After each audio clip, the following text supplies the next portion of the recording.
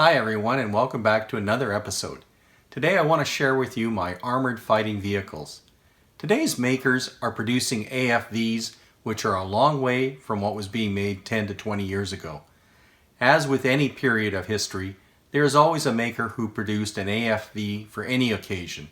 Think King and Country, 1st Legion, John Jenkins Design, to name a few. The diversity of choices, the level of detail, and the volume of production is eye-watering.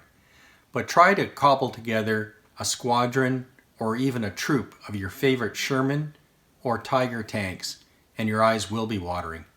AFVs are expensive, and they take up a lot of space before you even start adding displays or figures around them. I found that when I purchase one, I need to have some idea of how I'm going to build around it. In a manner of speaking, it's a prop, like a building or a tree.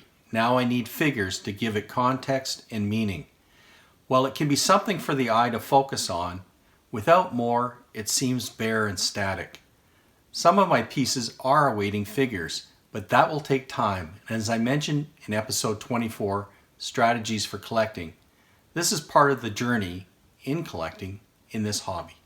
My AFVs are from a variety of makers, and the first I want to share with you is a Britain's Panzer Mark IV tank number 17460.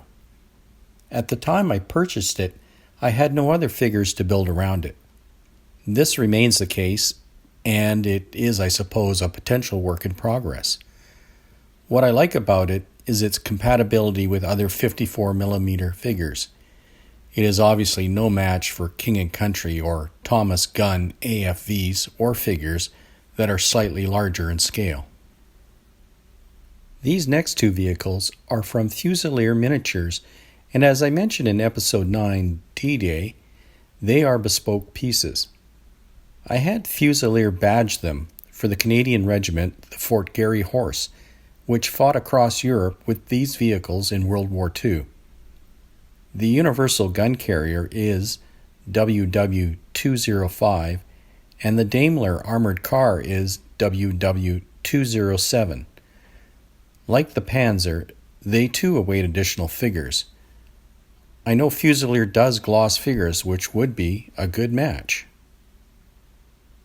This vehicle I purchased from Andy Morant, and I did it because the maker, Hiriart, and I hope I pronounced that correctly, is not one that is seen widely in North America. This is the Karo Armato L333 Fiat Ansaldo number 1207. It comes with the 3 standing figures plus the driver.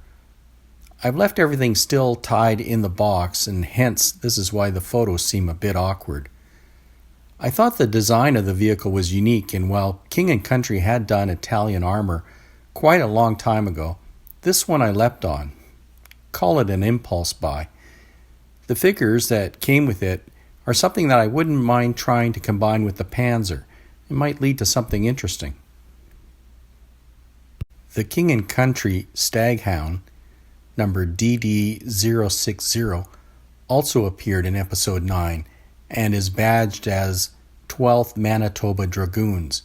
Again, being Canadian, it was a must-have. The only thing lacking is additional King and Country Canadian D-Day figures, which I am on the hunt for. This last piece was made by Comet, and I've had it for close to 50 years, so I'm hoping not giving out any secrets here. It was a birthday gift, and it is in pretty good shape for its age. It's a Saladin Armored Patrol number 2154 with a 25-pound howitzer and limber, and the guns still work. Now I've put this Britain's figure up next to it just to show it in terms of scale. And I think the scale works for the howitzer and the limber, but not so much for the Saladin armored car itself. So that's it. I hope you enjoyed this, and if so, hit the like or subscribe buttons or share it with a friend. Until next time, keep collecting.